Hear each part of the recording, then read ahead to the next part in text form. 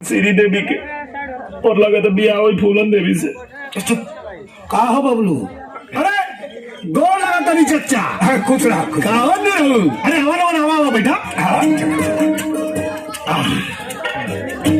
बैठी तू बैठा ना, बैठी ये हमार ससुर बड़ा चच्चा। अच्छा अच्छा जोखू यादव इन्हीं को बिटिया बा हमार साली लागी। अच्छा अच्छा ये हमार बड़ लड़का लाखन स्कूल में मास्टर बनल, ये हमार छोट लड़का बेचन स्कूल में चपरासी बा, और वो हमार नन्हा मुन्ना पोता इनकरे लड़का बा।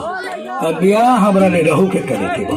अरे बिया का कहा चच्चा, एकदम एक नंबर लड़की बिया, निरहू के देखते पसंद आ जाए।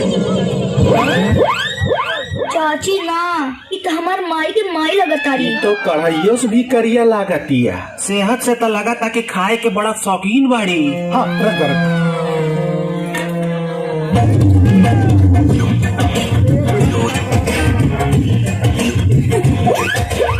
का चच्चा कैसा लागल लड़की? मेरे हो बेटा कैसा लगा? लड़की बहुत बढ़िया बा। बढ़िया बा। हाँ बहुत बढ़िया बा। तोहरा के वही लड़की में कोनो खोट ना दिखाई देलस? खोद? कैसन खोद? इतना सुंदर तो रहे लड़की। सुंदर है। हाँ का ने लाखन भैया, दुनिया के हर लड़की सुंदर होला। काहे कि हर लड़की एक दिन माई बनेली, और माई से सुंदर दुनिया में के हो सके। अरे का बात बा, कितना बढ़िया विचार बा निरहू का है चच्चा है। शादी पक्का समझी ना? हमारा तरफ से बिल्कुल पक्का। का पक्का बा? हम शादी ना करब। निरहू एक बात समझ ले, हमरा के ना सुने का आदत नहीं थे।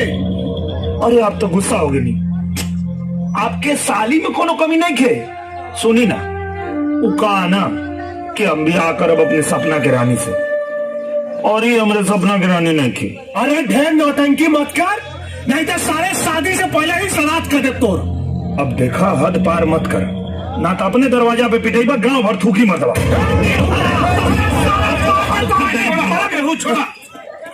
जाए ना बबलू, इस साला सपना के रानी के चक्कर में पागल हो गई बा। अरे तो पगलेट के कौनो पगलिया मिली है चच्चा, सपना के रानी ना। और मिल गई तब बाबू, अगर मिल गई ना तो पूरा गांव में साला आधा मोच कटवा के घूमो। हाँ तो तू घूमने खातिर तैयार रहा, काहे कि हम तापन सपना के रानी नहीं आके रहा। नाव में रहुआ सपना सलमान खान की पगले साला। बाप रे बाप। हाँ तो एकदम सही जगह आयल बाड़ा बेटा दी रहो।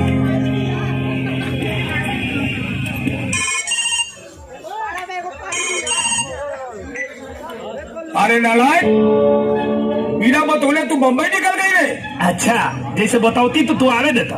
एक बात कान खोल के सुन ले, जल्दी से जल्दी घर वापस आ जा, न तो सही ना होगी। अच्छा तो सही गलत छोड़ी, पपुआ के फोन दी। ए पप्पू, बाबा। हे हुआ इले तोहर चाचा के फोन मा। हाँ चाचा, कैसन बा मुंबई?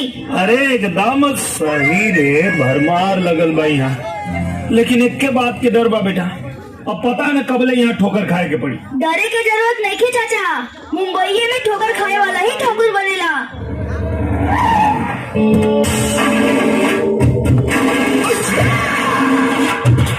अरे पपुआ, लागत मिल गई रे। हाँ चाचा। अरे हमारा सपना के रानी रख बेटा।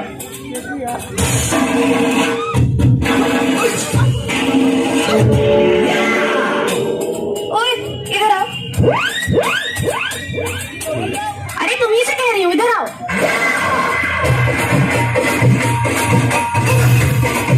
देख क्या रहे, उठाओ।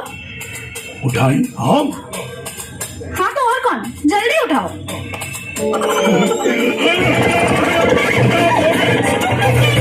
क्या कर रहे हो, पागल हो गए हो क्या? Oh God, मुझे नहीं उस बोने को उठाना, तुम्हें नहीं उतारो मुझे। No shit, bloody idiot. Now what are you looking at me for? Get lost. अंग्रेजी बोल लेती है। ABCDEFGHI। Idiot. JKLMNOPQRSTUVWXYZ।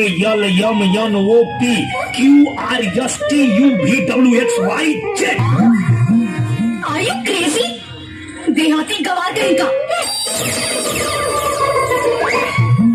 जिया शेर खूब चपला है।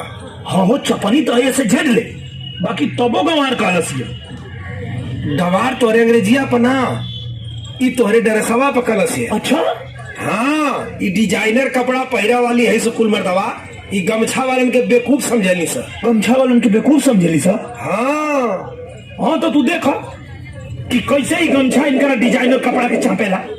जिया भोजपुरिया जवान चापा।